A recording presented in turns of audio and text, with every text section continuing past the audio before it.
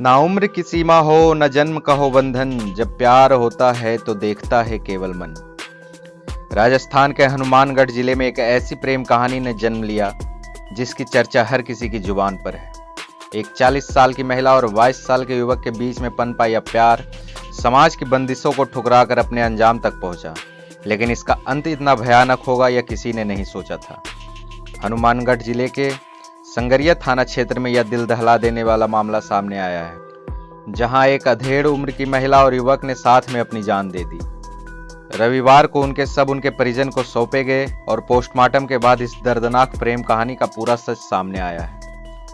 यह प्रेम कहानी थी शरीफा और विनोद की। शरीफा 40 साल की महिला जिसका पति कुछ साल पहले ही दुनिया छोड़ चुका था, और विनोद केवल 22 साल का युवक। दोनों की प्रेम कहानी 1 साल से चल रही थी, लेकिन उनके घर वालों के लिए यह रिश्ता अस्वीकार्य था। समाज की नज़र में यह प्रेम अजीब था, पर इन दोनों के लिए यह सच्चा और गहरा था। 1 साल पहले भी यह प्रेमी जोड़ा घर से भाग चुका था और कुछ दिनों पहले ही वापस लौटे थे, लेकिन अब एक बार फिर दोनों घर से गायब हो गए थे।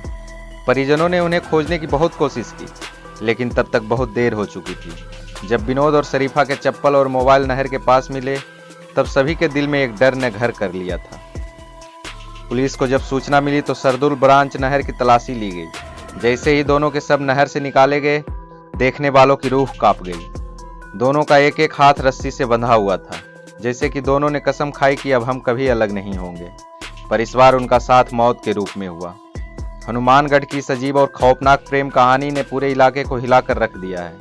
लोग अब भी इस रिश्ते को लेकर तरह तरह की बातें कर रहे हैं, लेकिन सच यही है कि दो दिल जो किसी बंधन को नहीं मानते थे, आखिरकार हमेशा के लिए एक हो गए, चाहे मौत ही क्यों ना हो। समाज ने इनके प्यार को कबूल नहीं किया, लेकिन इन दोनों ने मौत के दरवाजे पर भी एक दूसरे का हाथ नहीं छोड़ा। ऐसे ही कहानियों के लिए बने रहें हमारे साथ और हमारे चैनल को सब्सक्राइब करें।